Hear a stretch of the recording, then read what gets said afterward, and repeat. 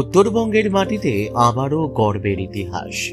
ইসরোতে নতুন যাত্রা কোচবিহারের খাগড়াবাড়ির মেয়ে সৌরমিতা চক্রবর্তী। উত্তরবঙ্গের মাটিতে বহু ইতিহাস লেখা হয়েছে, কখনো সংগ্রামের, কখনো স্বপ্ন জয়ের, আর এবার সেই ইতিহাসের পাতায় জুড়ে গেল কোচবিহারের খাগড়াবাড়ির এক সাধারণ মেয়ের নাম সৌরমিতা চক্রবর্তী। খাগড়াবাড়ির এক মধ্যবিত্ত পরিবার থেকে শুরু হওয়া নীরব লড়াই আজ পৌঁছে গিয়েছে ভারতের গর্ব মহাকাশ গবেষণা সংস্থা ইসরোর দরজায়।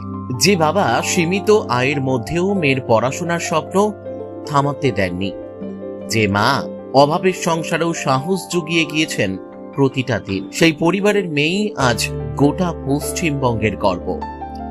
রোজ বৃষ্টি উপেক্ষা করে সাইকেলে স্কুলে যাওয়া সেই ছোট্ট মেয়েটাই আজ দেশের মহাকাশ গবেষণার সঙ্গে যুক্ত হতে চলেছেন।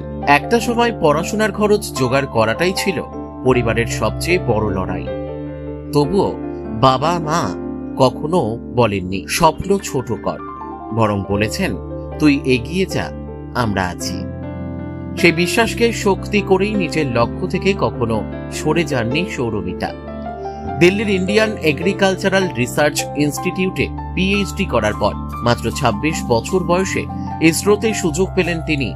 এই সাফল্য শুধু সৌরমিতার নয়, এটা প্রতিটি সেই বাবা মায়ের সাফল্য যারা নিজেদের কষ্ট ভুলে সন্তানের স্বপ্ন বাঁচিয়ে রাখেন। খাগড়াবাড়ির সেই ছোট্ট গলি আজ শুধু কোচবিহারের নয়, গোটা পশ্চিমবঙ্গের গর্ব। কারণ ইতিহাস সবসময় বড় শহর থেকে লেখা হয় না, কখনো কখনো ইতিহাস তৈরি হয় এক সাধারণ মধ্যবিত্ত বাড়ির নীরব আলোয়। Bureau report, Dooars news 24। এই যে ইসরোতে সুযোগ পেয়েছো, অনুভূতি কেমন? অনুভূতি খুবই ভাষায় প্রকাশ করার মতো নয়, কারণ এটা আমার স্বপ্ন ছিল যে একদিন আমি ইসরোতে জয়েন করব। তো প্রচন্ড আনন্দিত। এটা কি ছোট থেকেই তোমার? না, ছোট থেকে বলবো না, জবে থেকে আমি বুঝতে শিখেছি যে ইসরোতে কি ধরনের কাজকর্ম হয়, এবং আমার রিসার্চ এরিয়াটা সেখানে আমি অ্যালাইন করিয়েছিলাম। তো তখন থেকে আমার মধ্যে ছিল যে একদিন আমি চেষ্টা করব ইসরোতে পৌঁছানোর। তো সেই থেকেই এই যে বর্তমান সময়ে ইসরোতে তুমি চান্স পেয়ে গেছো কাজ করার জন্য, তো এতে পরিবারের কতটা সহযোগিতা ছিল বলে? পরিবারের সহযোগিতা, আমি যখন স্কুল থেকেই পড়ি তখন থেকে পরিবারের সম্পূর্ণ সহযোগিতা ছিল। এবং শুধু তাই নয়, আমার গ্র্যাজুয়েশন, পোস্ট গ্র্যাজুয়েশন এবং পোস্ট ডক্টর, এখন আমি কারেন্টলি পিএইচডি করছি। তো থ্রু আউট দ্য পিরিয়ড আমার পরিবারের সম্পূর্ণ সম্পূর্ণ সম্পূর্ণ সহযোগিতা ছিল। তারা সবসময় চেয়েছিল যে আমি একটা জায়গায় পৌঁছবো, এবং তারা আমাকে সবসময় সাপোর্ট করে গেছে। এই যে কোচবিহারের মতো জায়গা থেকে ইসরোতে চান্স পাওয়া, এটা কতটা কঠিন হয়ে দাঁড়িয়েছিল মনে করছো? না, আমার কাছে এটা খুব একটা কঠিন ছিল না, কারণ আমি যখন পোস্ট গ্রাজুয়েশনে আমি বাইরে চলে যাই, আমি দিল্লি থেকে পোস্ট গ্রাজুয়েট করি। তো সেখানে আমার এক্সপ্যানশনটা অনেকটাই বড় হয়ে গেছিল, আমার জোন অনেকটাই এরিয়াটা অনেকটাই এক্সপ্যান্ড করেছিল। তো আমার কাছে খুব একটা অসুবিধা কখনোই হয়নি, এবং আমি কোচবিহারের মানুষদের কাছে প্রচুর সাপোর্ট পেয়েছিলাম। বর্তমান সমাজে যুবদের কি বার্তা? ইয়াং জেনারেশনদের উদ্দেশ্যে আমার এটাই বলার যে নিজের লক্ষ্যে স্থির থাকো, এবং যেটা তুমি করতে চাও সেটা এইম নিয়ে যদি তুমি এগো, এবং তুমি যদি সেরকম ভাবে পরিশ্রম করতে পারো, hard work, dedication and everything you need to success, you have to be very perfectionist.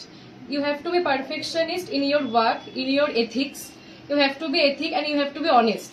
With honesty and with ethical performance, you can achieve your goal. So always be honest and always be logical to your work.